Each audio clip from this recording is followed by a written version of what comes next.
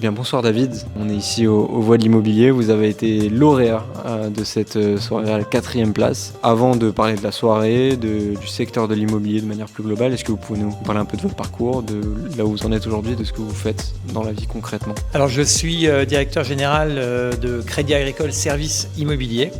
Donc c'est tous les services immobiliers du Crédit Agricole pour les clients particuliers et les clients institutionnels. Super, magnifique.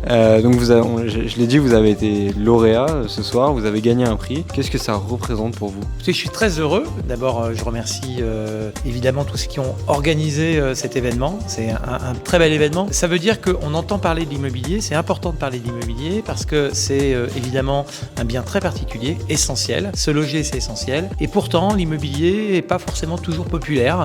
Et donc, expliquer ce qu'est l'immobilier, ce que sont les services immobiliers, ce qu'apporte l'ensemble des acteurs de la filière, eh bien, c'est important parce qu'on est parfois décrié. Et donc, parler de l'immobilier de façon positive, c'est très important. Et puis, ce qui a été très bien organisé ce soir, c'est qu'on a eu aussi des témoignages d'associations, de ceux qui rappellent que tout le monde n'a pas un toit. Et donc, de rappeler que l'immobilier, c'est essentiel, c'est utile à la société, c'est utile à tous ceux qui veulent avoir un emploi, pouvoir changer de région pour trouver un logement.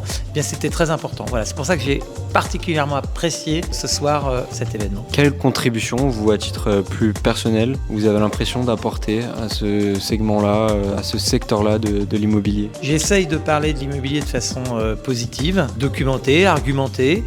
Donc j'aime bien pouvoir communiquer, notamment sur LinkedIn, sur à la fois ce qu'on fait nous dans l'entreprise, mais aussi sur les nouvelles tendances, ce qui fait bouger l'immobilier. Si vous aviez ce soir, en plus il y en a beaucoup qui sont là, un message à adresser à la profession, ça serait lequel? Je pense qu'il faut qu'on soit unis pour défendre le logement, pour défendre l'immobilier.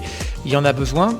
C'est ce que je disais, parfois on est décrié et je pense qu'il faut qu'on soit capable aussi d'être universel, de travailler pour tous. Ça a été rappelé ce soir et c'est un message qui me tient à cœur.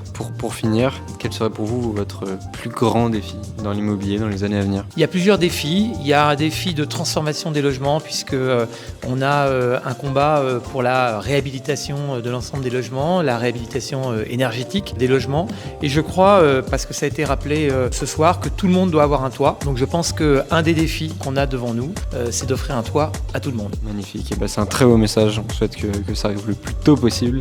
Merci encore d'être avec nous ce soir et félicitations pour ce prix, vous le méritez grandement et passez une excellente soirée. Merci beaucoup.